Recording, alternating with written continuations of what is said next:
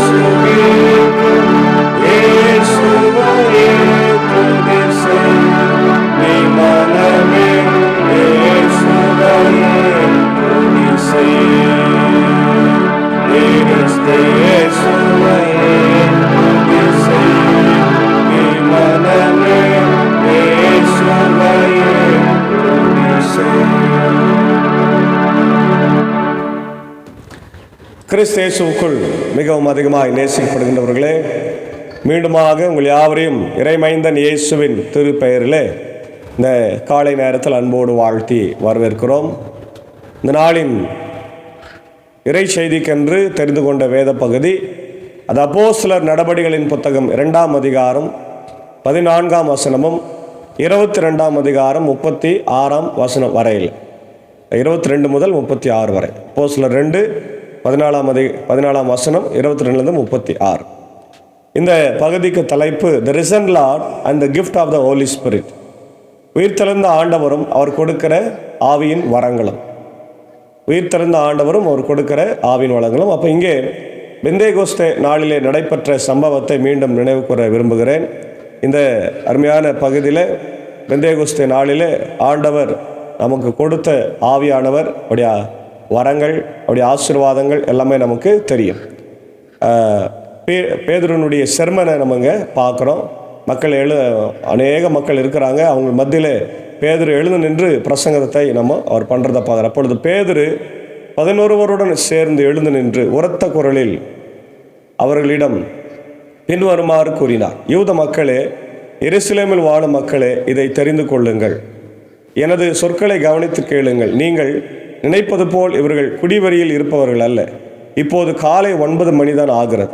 நீங்கள் காணுகின்ற காட்சி இறைவாக்கினர் யோவேல் கூறிய நிகழ்ச்சியே அவர் மூலம் கடவுள் கூறினார் என்று சொல்கிறார். அதாவது அந்த ஆவியானவர் வந்தபோது அக்னிமயமான நாவுகள் இறங்கினது இல்லையா? அப்போ அவங்க என்ன பண்ணாங்க, அவங்க பாஷையில் பேசினாங்க. இந்த 17 நாட்டவரும் அவங்க பாஷையில் பேசும்போது அது எல்லாருக்கும் புரிந்தது. அதுதான் இங்கே ஆவியானவர் ஒரு கம்யூனிகேட்டராக, ஒரு டிரான்ஸ்லேட்டராக அவர் பணியாற்றினார்.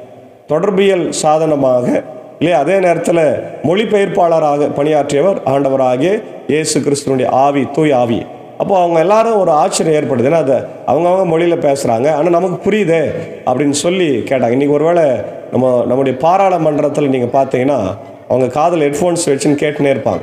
அப்போது நம்முடைய மத்திய மந்திரிகள் அவங்க மொழியில் பேசுவாங்க. இப்போது நிறைய மொழிகள், வங்காள மொழி இருக்கிறது, ஒரியா மொழி இருக்கிறது, குஜராத்தி இருக்கிறது, மலையாளம், தமிழ், தெலுங்கு, கன்னடா எல்லாமே இருக்குது. அப்போ அவங்க மொழியில் அவங்க பேசும்போது அது நமக்கு புரியும். ஏன்னா அதை டிரான்ஸ்லேட் ஆகி வரும், பெயர்க்கப்பட்டு வரும். அதுபோல தான் ஆவியானவர் அங்கே மொழிபெயர்க்கப்பட்டார், டிரான்ஸ்லேட்டராக பணியாற்றினார், கம்யூனிகேட்டராக பணியாற்றினார் என்பதை நம்ம பார்க்குறோம். அப்போது பேதுரு எழுந்து நின்று பிரசங்கம் பண்ணுறாரு. அவர் என்னன்றாருன்னா, இது ஏற்கனவே நீங்கள் சொன்ன, அவங்க என்ன நினைக்கிறாங்க, காலையில் குடிச்சிட்டு வந்துட்டுக்கிறாங்க அப்படின்னு நினைக்கிறாங்க. அப்போ சொல்கிறார் பேதுரு, காலையில் 9 மணி தான் ஆகுது, யாரும் இங்கே குடிச்சிட்டு வெறிச்சிட்டெல்லாம் வரல. அதனால் இது யோவேல் தீர்க்கதரிசியின் மூலமாக உரைக்கப்பட்டது நிறைவேறியதுன்னு சொல்கிறார். இறுதி நாட்களில் நான் மாந்தர்கள் யாவர் மேலும் என் ஆவியை பொழிந்தருளுவேன். உங்கள் புதல்வரும் புதல்வியரும் உங்கள் இறைவாக்கு உரைப்பார்கள். உங்கள் இளைஞர்கள் காட்சிகளையும் உங்கள் முதியோர் கனவுகளையும் காண்பார்கள். அந்நாட்களில் உங்கள் பணியாளர் பணிப்பெண்கள் மேலும் என் ஆவியை பொழிந்தருளுவேன். அவர்களும் இறைவாக்கு உரைப்பார்கள். இன்னும் மேலே வானத்தில் அருஞ்செயல்களும் கீழே வையகத்தில் இரத்தம், நெருப்பு, புகைக்காடாகிய அடையாளங்களையும் கொடுப்பேன். ஒளிமயமான பெருநாளாகிய ஆண்டவரின் நாள் வரும் முன்னே கதிரவன் இரண்டு போகும், நிலாவோ இரத்த நிறமாய் மாறும். அப்பொழுது ஆண்டவரின் திருப்பெயரை சொல்லி வேண்டுவோர் யாவரும் தப்பி பிழைப்பார்கள் என்று சொல்லுகிறார். அதாவது யோவேலுடைய நாட்களிலே என்ன சொல்லப்பட்டதுன்னா, குழந்தைகள் மேலே, வாலிபர்கள் மேலே, பெரியவர்கள் மேலே, வேலைக்காரர் மேலே, வேலைக்காரி மேலே, அடிமை மேலே, ஊழியக்காரர்கள் மேலே, தீர்க்கதரிசின்னு சொல்லி தங்களை சும்மாவே சொல்லுகிற அவங்க மேலே எல்லாரும் மேலே நான் ஆவியை கொடுப்பேன். அவங்க எல்லாரும் தீர்க்க தரிசனம் சொல்லுவாங்க, எல்லாரும் ஆண்டவருடைய பிள்ளைகளாக மாறுவாங்க. இது என்ன அடையாளம்னா, ஆண்டவருடைய வருகைக்கான அடையாளமாக இருக்கிறது. அல்லேலூயா, ஆமென். நம்ம எல்லாருமே இப்போ எதை எதிர்பார்க்கிறோம்? ஆண்டவருடைய வருகை. ஆண்டவருடைய வருகை, தீர்ப்பு, நியாய தீர்ப்பை பற்றி நம்ம எதிர்பார்க்கிறோம். அவர் கொடுக்கிற நியாய தீர்ப்பில் நம்ம பிரவேசிக்க வேண்டும். அதுதான் நமக்கு இன்றைக்கு ஆண்டவர் கொடுக்கிற சத்தியமாய் இருக்கிறது. அப்போ முதல் பாயிண்ட் என்னன்னா, ஆண்டவர் எல்லார் மேலும் ஆவியானவரை பொழிந்தருளி இருக்கிறார். ரெண்டாவது பார்த்தீங்கன்னா, இயேசு ஆண்டவருடைய பாடு மரணத்தை பற்றி இங்கே ரொம்ப அழகாக பேதுரு பேசுகிறார். பாருங்க, இஸ்ரவேல் மக்களே, நீங்கள் இந்த வார்த்தைகளை கேளுங்கள். கடவுள் நாசரேத்து இயேசுவின் வழியாக உங்கள் நடுவில் வல்ல செயல்களையும் அருஞ்செயல்களையும் அடையாளங்களையும் செய்து அவரை இன்னார் என்று உறுதியாய் காண்பித்தார். இது நீங்கள் அறிந்ததே. கடவுள் தாம் வரையறுத்துள்ள திட்டத்தின் படியையும் தம் முன் அறிவிப்பின் படியையும் இந்த இயேசுவை உங்கள் கையில் விட்டுவிட்டார். நீங்கள் திருச்சட்டம் அறியாதவர் மூலம் அவரை சிலுவையில் அறைந்தீர்கள், கொன்றீர்கள். ஆனால் கடவுள் அவரை மரண வேதனை என்று விடுவித்து உயிர்த்தெழச் செய்தார். ஏனென்றால் மரணம் அவரை தன் பிடியில் வைத்திருக்க முடியவில்லை. ரொம்ப அழகா ஏசானுடைய பாடு மரணம் அந்த வரலாறை சொல்கிறார். அவர் எப்படி பிறந்தார், எப்படி வளர்ந்தார், ஒரு கார்பெண்டராக வளர்ந்தார், ஏழை எளிய மக்களுக்கு உதவினார், மரியாதை நேசித்தார், தன் உடன்பிறவா சகோதரர்களை நேசித்தார். அதுக்கப்புறம் சிலுவையில் நீங்கள் தான் என்ன பண்ணீங்க, அவரை தீர்ப்புக்கு உள்ளாக்கி அரைந்தீங்க, அடிச்சிங்க, கஷ்டப்படுத்தினீங்க. ஆனாலும் அவர் உயிர் தெழுந்தார், இப்போது பரமேறி இருக்கிறார் என்று சொல்லி ரொம்ப அழகாக சொல்கிறார். இப்போது சொல்கிறாரு, தாவீது அவரை குறித்து பாடியது, நான் ஆண்டவரை எப்போதும் என் கண்முன்னே வைத்துள்ளேன், அவரின் வலப்பக்கம் உள்ளார், எனவே நான் அசைவுறேன். இல்லையா, ரொம்ப அழகாக சொல்கிறார், நான் அசைவுறேன், என் ஆண்டவர் வலப்பக்கம் இருக்கிறாரு அப்படின்றார். சங்கீதம் 30 கூட 5ஆம் வசனத்தில் சொல்லாரு, ஆண்டவர் என் பக்கம் இருப்பதனால யார் என்னை அசைக்கவே முடியாது. ஹல்லேலூயா. அதனால் கடவுளுக்கு நன்றி சொல்ல வேண்டும். இதனால் என் இதயம் பெருவகை கொள்ளுகிறது, என் மகிழ்ச்சியால் நிறைந்துள்ளது, என் உடலும் எதிர்பார்ப்பில் நிலைத்திருக்கும். ஏனென்றால் என்னை பாதாளத்திடம் ஒப்படைக்க மாட்டீர், தூயவனை படுகொலியை காண விட மாட்டீர், வாழ்வின் வழியை நான் அறிய செய்வேன், உமது முன்னிலையில் எனக்கு நிறைவான மகிழ்ச்சி உண்டு என்று ரொம்ப அழகாக சொல்கிறார். தாவீது சொன்ன வார்த்தையிலெல்லாம் இயேசு உயிர்த்தெழுந்த பிறகு அவருக்கு உரித்தாக அது மாறியது. சகோதர சகோதரிகளே, நமது குல முதல்வராகிய தாவீதை குறித்து நான் சொல்வதை மறுக்க மாட்டீர்கள். அவர் காலமாகி அடக்கம் செய்யப்பட்டார், அவர் கல்லறை இந்நாள் வரை நம்முடைய இருக்கிறது. அவர் இறைவாக்கினர் என்பதால் தம் வழித்தோன்றல் ஒருவர் அவரது அரியணையில வீற்றிருப்பார் என்றும் கடவுள் உறுதியாக ஆணையிட்டு கூறியதை அறிந்திருந்தார். அவர் கிறிஸ்துவின் உயிர்த்தெழுதலை முன்னறிவித்தார். அவரை பாதாளத்திடம் ஒப்புவிக்க மாட்டீர், அவரது உடல் படுகொலியை காணவிட மாட்டீர் என்று கூறியிருக்கிறார். கடவுள் இந்த இயேசு உயிர்த்தெழச் செய்தார், இதற்கு நாங்கள் அனைவரும் சாட்சிகள். அவர் கடவுளின் வலப்பக்கத்திற்கு உயர்த்தப்பட்டு வாக்களிக்கப்பட்ட தூய் ஆவியை தம் தந்தையிடமிருந்து பெற்று ஒளிந்தருளினார்.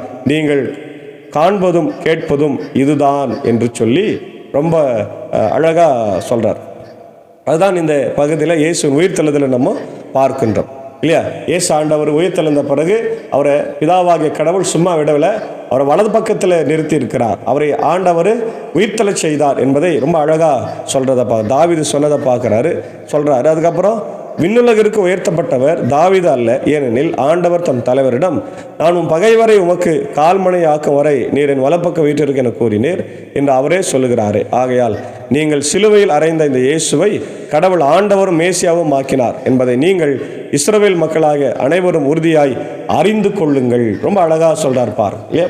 அப்போது இங்கே என்ன நம்ம பார்க்குறோன்னா, Jesus ministry and death, Jesus credentials, Jesus ministry and credentials, God's plan, the significance of Jesus' death in God's plan. கடவுளுடைய திட்டம் என்ன? இயேசு ஆண்டவர் மரித்தே ஆக வேண்டும் இல்லையா, மரித்தாதான் நமக்கு ரட்சிப்பு கிடைக்கும். ஆகவே பிதாவாகிய கடவுள் அவரை மரணத்துக்கு ஒப்பு கொடுத்தார். அதே வேளையில் அவரை அவர் விட்டுவிடவில்லை, கைவிடவில்லை. அவரை ஆண்டவர் உயிர்த்தெழச் செய்து, பிதாவாகிய கடவுள் உயிர்த்தெழச் செய்து அவரை இன்றைக்கு உயர்த்திருக்கிறார். அதான் தாவீது கூட அழகாக சொல்கிறாரு. தாவீது என்ன சொல்கிறாரு? என்னுடைய அரண்மனையில் ஒருத்தர் வந்து உட்கார போகிறாரு, அவர் தான் மேசியாவாக இயேசு கிறிஸ்து, அவரை நீங்கள் ஏற்றுக்கொள்ளுங்கள், அவர் படுகொலியில் போக மாட்டார், பாதாளத்துக்கு போக மாட்டார்னு ரொம்ப அழகாக சாட்சி கொடுக்கறதை அவர் சொல்கிறார் இல்லையா. அதான் நம்ம இங்கே பார்க்குறோம். அடுத்தது உயிர்த்தெழுதலை பற்றி சொல்கிறார். Resurrection and exaltation. Resurrection, the significance of Jesus resurrection. இயேசு ஆண்டவருடைய உயிர்த்தெழுதல் மிகவும் முக்கியத்துவம் வாய்ந்ததாக நம்முடைய சபைகளிலே இன்றைக்கி பார்க்கப்படுகிறது. அதுவும் உயிர்த்தெழுதல் தான் நம்முடைய திருச்சபையினுடைய அச்சாணி, உயிர்த்தெழுதல் தான் நம்முடைய திருச்சபையுடைய இருதயமாய் பார்க்கப்படுகிறது இல்லையா. Centre of the message, heart of the message. அதே நேரத்தில் அவர் உயர்த்தப்பட்டார். இயேசு ஆண்டவர் உயர்த்தப்பட்டார். தாவீது உயர்த்தப்படவில்லை, ஆபிரகாம் உயர்த்தப்படவில்லை, குலமூதவர்கள் உயர்த்தப்படவில்லை, இயேசு ஆண்டவரே உயர்த்தப்பட்டிருக்கிறார். அல்லேலூயா. ஏன்னா அவர்தான் பாதாளத்திற்கும் பரலோகத்துக்கும் திறவுகளை உடையவர். ஒருவரும் பூட்டக்கூடாத கதவை திறக்கிறவர், ஒருவரும் திறக்கக்கூடாத கதவை பூட்டுகிறவராய் இருக்கிறார். ஆகவே அவர் உயர்த்தப்பட்டார் என்பதை தாவீது தன்னுடைய சங்கீதங்களிலே மிக அழகாய் சொல்றார். அவருக்கு அதிகாரம் இருந்தது என்பதையும் சொல்றார். அடுத்தது the gift of the Holi spirit. அவர் போன பிறகு, உயிர்த்தெழுந்து பரத்துக்கு போன பிறகு நமக்கு என்ன கொடுக்குறாருன்னா ஹோலி ஸ்பிரிட்டை கொடுக்குறாரு. The promise of the fulfil, the gift of the Holi Spirit இல்லையா. இந்த பரிசுத்த ஆவி நமக்கு என்ன கொடுக்குறாரு? பலத்தையும் சக்தியையும், நமக்கு நியாயத்தையும் அநியாயத்தை உணர்ந்து கொள்ளும்படியாக பரிசுத்தாவி நமக்கு பரிசாக வழங்கப்படுகிறது. இந்த பரிசாய் வழங்கப்படுகிற இந்த பரிசுத்தாவியை நம்முடைய வாழ்வுக்காக நாம் பயன்படுத்த வேண்டும், நம்முடைய பணிக்காக பயன்படுத்த வேண்டும் இல்லையா. நீ உலக மக்களுடைய ரட்சிப்புக்காக இந்த பரிசுத்த ஆவியை பயன்படுத்த சொல்கிறேன். Empowerment, the spirit's role in empowering believers என்று நம்ம பார்க்குறோம். அதுதான் 3 விஷயத்தை பார்க்குறோம். Jesus identity and authority, salvation, empowerment. Jesus identity தன்னை யார் என்பதை அவர் அடையாளப்படுத்துகிறாரு, தன் அதிகாரத்தை நமக்கு காண்பிக்கிறாரு, ரட்சிப்பை நமக்கு பெற்றுத் தருகிறார். அதே நேரத்தில் பரிசுத்த ஆவியை கொடுத்து நம்ம வாழ்க்கையில் நம்மளை பலப்படுத்துகின்றவராய் இருக்கிறத நம்ம பார்க்குறோம். அதான் நம்ம லூக்கா 24:44-48 இயேசு ஆண்டவருடைய பாடு மரண உயிர்த்தெழுதலை பார்க்குறோம். 1 கொரிந்தியர் 15:3-4 நம்ம பார்க்குறோம். ஒரு உயிர்த்தெழுதலையும் அதே நேரத்தில் பரத்துக்கு ஏறினதையும் பார்க்குறோம். சங்கீதம் 16:8-11 வலது புறத்தில் பேரின்பம் நித்திய பேரின்பம் உண்டு என்பதை நம்ம பார்க்குறோம். பிலிப்பியர் 2:9-11 அவர் உயர்த்தப்பட்டதை பார்க்குறோம். பரிசுத்த ஆவியானவரை கொடுத்தது யோவேல் 2:22-32 பார்க்குறோம். அதே நேரத்தில் யோவான் 14:17 ஹோலி ஸ்பிரிட்டுடைய ப்ராமிஸ் அங்கே சொல்லப்படுகிறது. அதே நேரத்தில் ரட்சிப்பும் சமாதானம் மனம் திரும்புதல் எல்லாமே லூக்கா 24:46-47 சொல்லப்பட்டிருக்கிறது. அதே நேரத்தில் இயேசு ஆண்டவரே உலக ரட்சகர் என்பதை ரோமர் 10:9-10 அங்கே பவுலடிகளார் மிகுந்த தைரியத்தோடு வாயினால விசுவாசிக்கிறத வாயினால அறிக்கை செய்ய வேண்டும் என்று சொல்கிறார். அதே நேரத்தில் அவருடைய ஆண்டவருடைய அத்தாரிட்டி, ஜீசஸ் அத்தாரிட்டி, மத்திய 28:18 இல்லையா, உலகமெங்கும் புறப்பட்டு போய் சகல ஜாதிகளையும் சிஷ்யராக்கி பிதா குமாரன் பரிசுத்த ஆவி நாமத்தினாலே அவர்களுக்கு ஞான ஸ்நானம் கொடுங்கள் என்று சொல்லியிருக்கிற அந்த வார்த்தை எபேசியர் 1:20-22 இயேசு ஆண்டவர் உயர்த்தப்பட்டதை நம்ம பார்க்க முடிகிறது. அன்பான தேவனுடைய பிள்ளைகளே, இந்த காலை நேரத்தில் நம்முடைய வாழ்க்கையில் கூட ஆவியானவரை நம்ம பெற்றிருக்கிறோம். இந்த ஆவியானவரை பெற்று நம்முடைய வாழ்க்கையில் சும்மா இருக்கக்கூடாது. நம்முடைய வாழ்வுக்காக, பணிக்காக நாம் பயன்படுத்த வேண்டும். உலக ரட்சகராகிய இயேசுவினுடைய நற்செய்தி அறிவித்து அவர் வரப்போகிறார், நம்ம ரட்சித்தார், மீண்டும் வரப்போகிறார், நியாயத்திற்கு போகிறார். அதற்காக நம்ம எப்படி வாழ போகிறோம் அப்படின்ற சிந்தனையோடு இந்த நாளை நம்ம கடந்து செல்ல தூய ஆவியானவர் தாமே நம்மை வழிநடத்தி காப்பாராக. ஆமேன். ஜெபிப்போம். மகா இரக்கமும் கிருபை நிறைந்த எங்கள் நல்ல ஆண்டவரே, எங்கள் ராஜாதி ராஜாவே, கர்த்தாதி கர்த்தாவே, இந்த ஆசீர்வதிக்கப்பட்ட மனமகிழ்வான காலை வேளைக்காய் என்று செலுத்துகிறோம். கேட்ட வார்த்தைகளுக்காய் ஸ்தோத்திரம். ஆண்டவர் உயிர்த்தெழுந்த இயேசுவின் அருள் கொடையாகிய பரிசுத்த ஆவியை பெற்றிருக்கிறோம். அதை நாங்கள் பெற்று இந்த உலகத்தில் நமக்கு சாட்சியாய் வாழ கிருபை தார். இந்த வசனங்களை கேட்டுக்கொண்டிருக்கிற அகில உலகத்தில் இருக்கிற மக்களை ஆசீர்வதியும். America, UK, Australia, New Zealand, Philippines, gulf கண்ட்ரிஸில் இருக்கிற மக்கள், ஆசியா கண்டத்தில் இருக்கிற மக்கள், நியூசிலாந்து ஆண்டவரே, ஆஸ்திரேலியா, இன்னுமாக இந்த மக்கள், சிங்கப்பூர் ஆண்டவர், மற்ற எல்லா நாடுகளில் இருக்கின்ற மக்கள், சைனா, ரஷ்யாவில் இருக்கிற மக்களுக்காக ஜெபிக்கிறோம். போர் பதற்றங்கள் எல்லாம் மாற்றும். உக்ரைன் ரஷ்யா போர், இஸ்ரேல் பாலஸ்தீன போரை மாற்றும். சமாதானத்தை தாரும். குறிப்பாக தாய் திருநாளாகிய இந்திய தேசத்திற்காக ஆண்டவர் ஜெபிக்கிறோம். எங்களை ஆட்சி செய்கிற தலைவர்கள் ஆண்டவரே சமாதானமாக எங்களை ஆட்சி செய்யட்டும். எங்களுடைய முதலமைச்சரை ஆசீர்வதிங்க. அனைத்து மாநிலத்தின் முதலமைச்சர்கள், கவர்னர்களையும் ஆசீர்வதிங்க. குறிப்பாய் ஆண்டவர் மணிப்பூருக்காக ஜெபிக்கிறோம். மீண்டும் கலவரங்கள் வெடிக்கிறது, அங்கிருந்து மக்களை காப்பாற்றுங்க ஆண்டவரே. அவர்களுக்கு ஒரு சமாதான உடன்படிக்கை மெய்த்தி மக்கள், குக்கிய மக்கள் மத்தியில் நீர் ஏற்படுத்தி தர வேண்டும் என்று கெஞ்சி மன்றாடுகிறோம்.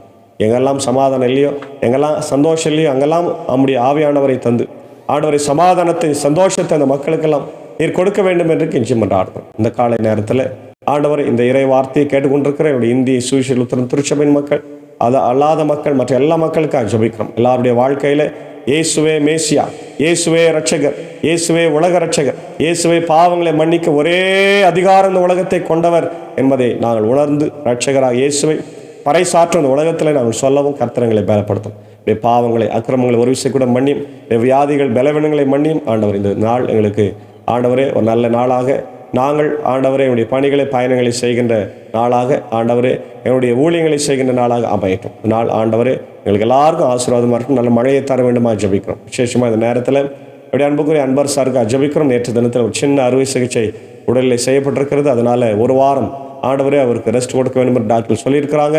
ஆகவே சாருக்கு நல்ல சுகத்தை பலத்து தாரும். அறுவை சிகிச்சை சீக்கிரமாய் ஆண்டவரே குணமாகி ஆண்டவரை ஆறி மீண்டும் அவருடைய ஆண்டவர் பணிகளை செய்ய கிருபைத்தார். அதை பார்த்து கொள்ளுகிற ஏஞ்சக்காவையும் அன்பான பிள்ளைகள், மாத்தால் மறையாளையும் ஆசீர்வாதம் வழி நடத்துங்க. தேவையை சந்திகராஜா என்னுடைய ஊழியத்தில் இருக்கிற அவருடைய அன்புக்குரிய சாகோ சாருக்காக, பெரிய டீச்சருக்காக ஜெபிக்கிறோம்.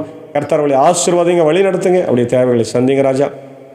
ஆண்டவரே இதோ விசேஷமாக நேற்று தினத்தில் ஆண்டவரே காலம் சென்ற அவருடைய அன்புக்குரிய ஜோசப்பனுடைய அன்பான மனைவிக்காக ஜெபிக்கிறோம்.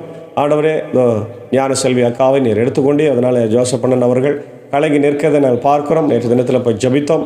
அவர்கள் உலகம் தர முடியாத ஆறுதலை, சமாதானத்தை என் தேவன் தந்து நீர் வழிநடத்த வேண்டும் என்று அல்கெஞ்சி மன்றாடுகிறோம். இன்னும் யாரெல்லாம் சிக்கா இருக்கிறாங்களோ, பலவீனமாக இருக்கிறாங்களோ எல்லாரையும் என் தேவன் நோக்கி பார். ஆண்டவரே நிக்சன் ஐயருக்காக ஜெபிக்கிறோம். அவன் பலவீனத்தில் இருக்கிறார், கண்ணோக்கி பாரும் ஆண்டவர். அதே போல் என்னுடைய பாபனப்பள்ளி அமுதம்மாவுக்காக, விமலம்மாவுக்காக, நகோமி அம்மாவுக்காக, ஆண்டவர் பிரவீனுக்காக ஜெபிக்கிறோம். பலவீனமாக இருக்கிறவங்க எல்லாரையும் கண்ணோக்கி பார்த்து ஆண்டவர் எல்லா பலவீனங்களையும் மாற்று. இந்த நாளில் பிறந்த நாளை திரும்ப நாளை காணுகின்ற ஆசீர்வாதம் விசேஷமாக நேற்று தினத்தில் பிறந்த நாளைக்கு நன்றி செலுத்திய என்னுடைய அன்புக்குரிய ஆயர் அருள் திரு பி ஐசக் சண்முகம் அவர்களுக்காக ஜெபிக்கிறோம். அவருடைய ஊழியத்தை ஆசீர்வதிங்க. சின்ன கம்பியை மட்டும் திருச்சபையிலே ஊழியத்தை செய்கிறார். அவருடைய அன்பு மனைவி அன்பான 2 ஆண் பிள்ளைகளையும் கர்த்தர் ஆசீர்வதித்து வழி நடத்துங்க.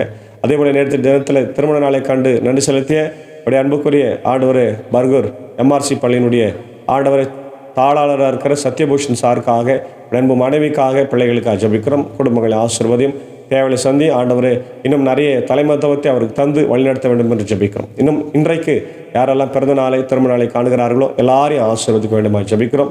இதோடைய அன்புக்குரிய பைபிள் அம்மா பர்வீன் ஜோயலுடைய அன்பு தாயாருக்காக ஜெபிக்கிறோம். பலவீனங்களை மாற்றும். இன்னும் ஆண்டவரை யாரெல்லாம் பலவீனமாக சுகமாக இருக்கிறவங்க மத்தியில் எல்லாரையும் கண்ணோக்கி பார்த்து பரிபூர்ண சுகத்தை தாரும். ஆண்டவருடைய இந்திய சுவிசேஷ உத்திரம் திருச்சபை 3 சபை சங்கங்கள், போதர்கள், ஊழியங்கள், ஸ்தாபனங்கள், பள்ளிக்கூடங்கள், பெதஸ்தா மருத்துவமனை உடைய கண்கடை ஏரல் கல்லூரிக்காக ஜெபிக்கிறோம். எல்லாத்தையும் சமாதானத்தோடு நாங்கள் ஆண்டவர் அணுகவும் சமாதான முறையில் நாங்கள் வெற்றி கொள்ளவும் கர்த்தர் கிருபைத்தார். குறிப்பாய் செமினரிக்காக ஜெபிக்கிறோம். ஆண்டவர் ஒரு ஒற்றை தலைமைத்துவம் வந்து சமாதானமாக எல்லா பிள்ளைகளும் போய் படிக்க கர்த்தர் கிருபைத்தார். தொடர்ந்து அடியனையும் இந்த ஊழியத்தில் எடுத்து பயன்படுத்தும் குடும்பங்களை ஆசீர்வதியும். அடியன் பணியாற்றுகிற பாவனப்பள்ளி திருச்சபைக்காக ஜெபிக்கிறோம். கட்டுமான பணிகள் ஆண்டவரே ஏதோ ப்ராசஸில் இருக்கிறது. இதை கேட்டுக்கொண்டிருக்கிற மக்கள் ஜபத்தினாலும் காணிக்கையினாலும் தாங்க முடியாது நான் ஜெபிக்கிறோம். ஆண்டவர் நாள் முழுவதுமாக இப்படி இறை பிரசன்னம் எங்களோட தங்கியிருக்கட்டும். இன்னும் நிறைய மழை எதிர்பார்க்கிறோம். எங்களை தந்து வழி நடத்தும். இறை மைந்தன் இயேசுவின் திருப்பெயரில் வேண்டுகிறோம். ஜெபம் கேளு நல்ல பிதாவே, ஆமேன். எல்லா வல்ல தந்தை, மகன், தூயாவின் ஆசைகள் இந்த நாளிலே நம் அனைவரோடு கொண்டிருப்பதாக. ஆமேன். God bless you.